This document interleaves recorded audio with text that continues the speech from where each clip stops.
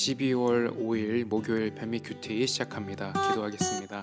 하나님, 하나님의 말씀 앞에 섭니다. 성령께서 이 말씀을 깨닫게 하여 주시고 하나님의 뜻에 순종하는 믿음과 마음을 주옵소서. 예수님의 이름으로 기도합니다. 아멘. 하나님의 말씀은 아모스 2장 4절에서 16절 말씀입니다. 아모스 2장 4절에서 16절 말씀입니다. 여호와께서 이와 같이 말씀하시되 유다의 서너 가지 죄로 말미암아 내가 그 벌을 돌이키지 아니하리니 이는 그들이 여호와의 율법을 멸시하며 그 율례를 지키지 아니하고 그의 조상들이 따라가던 거짓 것에 미혹되었음이라. 내가 유다의 불을 보내리니 예루살렘의 궁궐들을 사르리라. 여호와께서 이와 같이 말씀하시되 이스라엘의 서너 가지 죄로 말미암아 내가 그 벌을 돌이키지 아니하리니 이는 그들이 은을 받고 의인을 팔며 신 한 켤레를 받고 가난한 자를 팔며 힘없는 자의 머리를 티끌먼지 속에 발로 밟고 연약한 자의 길을 굽게 하며 아버지와 아들이 한 젊은 여인에게 다녀서 내 거룩한 이름을 더럽히며 모든 제단 옆에서 전당 잡은 옷 위에 누우며 그들의 신전에서 벌금으로 얻은 포도주를 마심이니라. 내가 아모리 사람을 그들 앞에서 멸하였나니 그 키는 백향목 높이와 같고 강하기는 상수리 나무 같으나 내가 그 위에 열매와 그 아래의 뿌리를 진멸하였느니라. 내가 너희를 애굽 땅에서 이끌어내어 40년 동안 광야에서 인도하고 아모리 사람의 땅을 너희가 차지하게 하였고 또 너희 아들 중에서 선지자를 너희 청년 중에서 나실인을 일으켰나니 이스라엘 자손들아 과연 그렇지 아니하냐. 이는 여호와의 말씀이니라. 그러나 너희가 나실 사람으로 포도주를 마시게 하며 또 선지자에게 명령하여 예언하지 말라 하였느니라.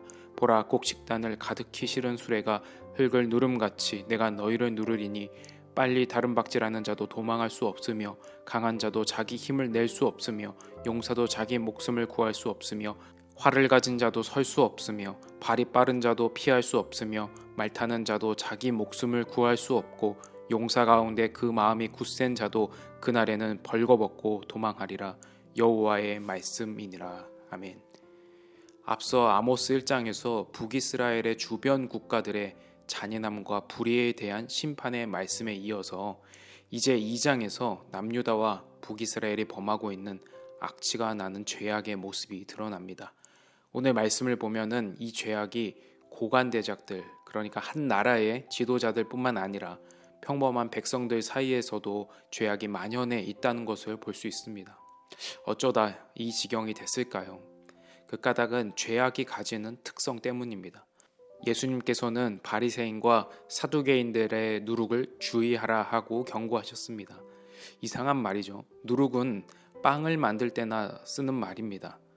누룩은 빵을 만들 때 들어가는 효모입니다. 그런데 예수님께서 그들의 누룩을 주의하라 하고 경고하실 때 그 누룩은 부정적인 의미입니다.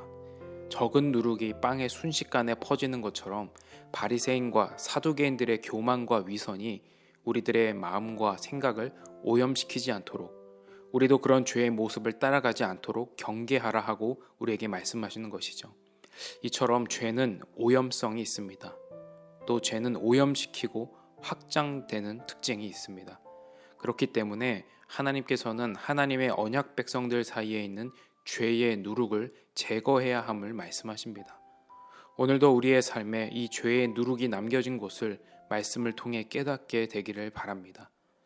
첫째는 하나님의 말씀을 무가치하게 여기고 가볍게 생각한다면 하나님의 의로우신 심판을 피할 수 없다는 것입니다. 오늘 말씀 4절 하반절 말씀을 보면은 이는 그들이 여호와의 율법을 멸시하며 거짓 것에 미혹되었음이라 하고 말합니다.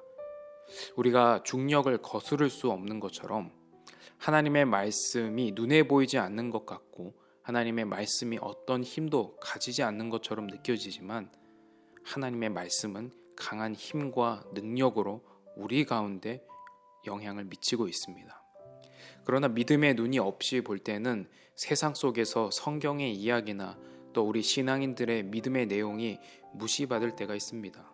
왜냐하면 세상의 말과 세속적 지혜가 성경의 말씀보다, 하나님의 말씀보다 더 우월한 것처럼 보이기 때문입니다.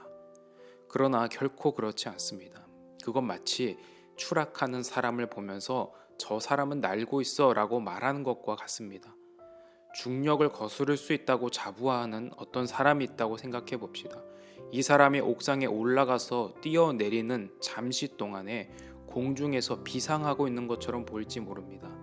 그러나 사실은 중력을 거슬러 날고 있는 것이 아니라 중력의 영향으로 힘을 다해 추락하고 있는 것일 뿐이죠.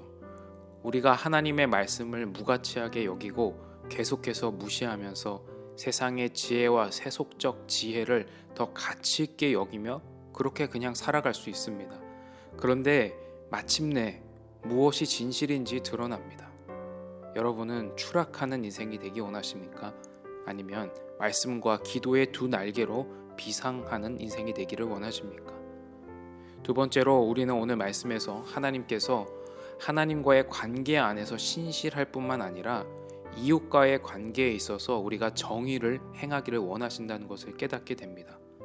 6절과 7절 말씀을 보면은 그들이 은을 받고 의인을 팔며 신 한 켤레는 받고 가난한 자를 팔며 힘없는 자의 머리를 티끌먼지 속에 발로 밟고 연약한 자의 길을 굽게 한다라고 말씀합니다.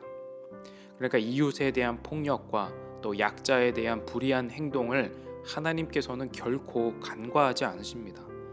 하나님 백성답게 정의로운 길에 서서 의를 적극적으로 이웃과의 관계 안에서 실천하고 행동하기를 원하십니다. 사랑하는 성도 여러분, 저와 여러분에게 이 두 가지 말씀이 주어졌다는 것은 하나님의 은혜입니다. 우리가 하나님의 이 준엄한 말씀을 받아서 우리의 삶에서 이 말씀을 지키며 말씀을 따라서 실천하고 살아갈 새로운 시간이 우리를 기다리고 있기 때문입니다. 그러나 반대로 과거 이스라엘의 조상들이 갔던 길인 하나님의 은혜를 저버리고 잊어버려 스스로 지옥을 향해 가는 길로 걸어갈 가능성도 있습니다. 거짓과 불의가 가득한 우리 시대에 저와 여러분이 말씀과 기도 안에서 하나님의 뜻을 분별하고 깨어 있어서 흑암으로 가득한 이 시대 가운데 하나님의 빛의 자녀로 빛을 비추는 아름다운 삶이 되실 수 있기를 축복합니다. 기도하겠습니다. 하나님 아버지, 하나님의 말씀에 삶의 가치를 두고 말씀의 능력과 은혜를 누리며 살게 하옵소서.